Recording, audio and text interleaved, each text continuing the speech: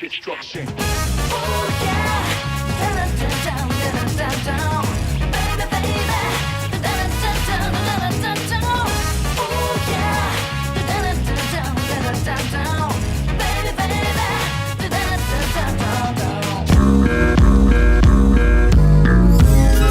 Ladies and gentlemen, welcome to the debut grand opening of Mad Villain Bistro Bed and Breakfast Bar Grill.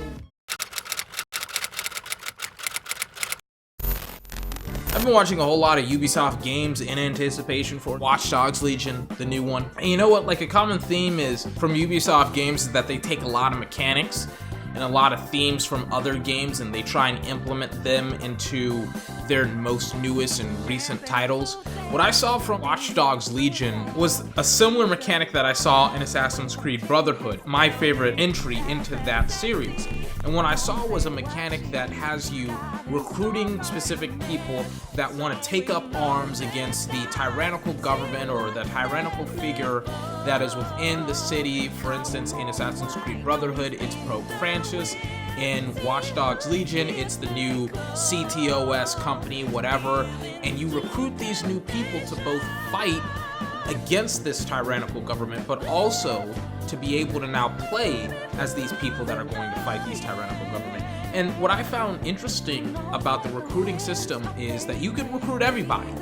You could not only recruit just a random civilian off the street, but you could also go into, for instance, a police department and get the the recruitment stats for that specific police officer, and then be like, well, oh, maybe I want to come back to this police officer and recruit him into my fold.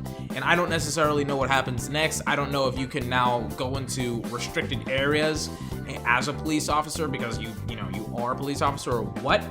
But that whole notion of recruiting someone from the other side and putting them onto your team is a really, really interesting mechanic that I don't necessarily think has been explored that much in video games. But then on top of that, you have something that I've also found to be both interesting but also yet troubling, something that I didn't necessarily see in the game, but I have my own questions, and that's just the depth of it. What exactly is the purpose of having all of these members within the game? Why can't I just be like, okay, I'm gonna recruit maybe one or two people that I really, really like, and I'm just going to play with those two characters for the entirety of the game? Why do I need to expand my organization at all? Not necessarily as a story mechanic, not like, okay, the more members we have in the story, the more stuff we can do with the story, right? No. What can I do with the gameplay, right? In one of the parts of the demo, specifically the E3 demo, the main character that you're playing as is trying to recruit a drone hacker, and the drone hacker gets in a fight with a police officer because he's a registered criminal, essentially, right?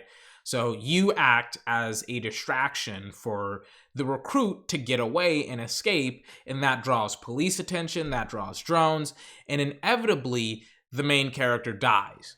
Why couldn't the main character, for instance, call in a member from DedSec and be like, hey, can you cause a distraction so that way I can get away? Or, hey, can you assist me in fighting some of these guys? Or, like, I haven't seen that depth to that specific mechanic, to the recruiting mechanic.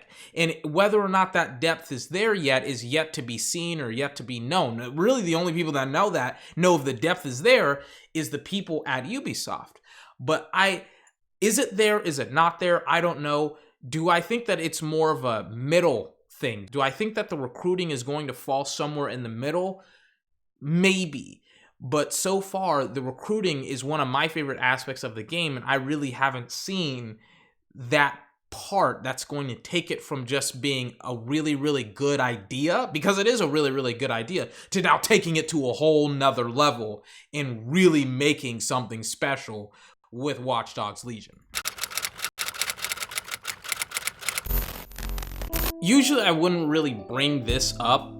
I usually wouldn't be like, okay, this is necessarily something that's important for you to watch out for. But for me, with Watch Dogs and the legacy that Watch Dogs has had and that Ubisoft has had within the past 10 years, and they've definitely gotten better at having consistent builds of their game, consistent final builds. But I've seen some stuff, specifically with the Camden Market, where in one build that they showed off at EA, or not EA, at E3, it looked really, really good. It looked really, really polished and finished, and it had a lot of the drones and a lot of people and a lot of cars. It had a lot of in-game interaction.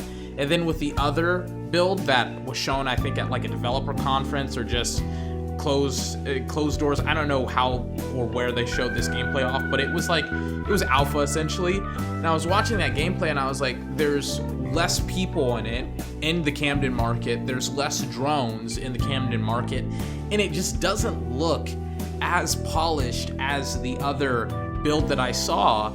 And I usually wouldn't bring this up. I usually wouldn't bring this up with, okay, you know, one build has less stuff in it, because usually you can polish that up.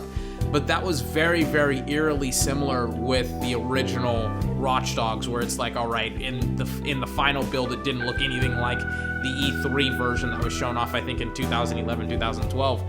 And it kind of brought back that similar image, that similar like memory, where I was like, okay, this doesn't necessarily look like the same game almost. But beyond that, and hopefully they polish that up. Hopefully they get it to where they want to get it. But I think that they will. But at the same token, I thought that it was something to look out for and something to talk about with Watch Dogs Legion.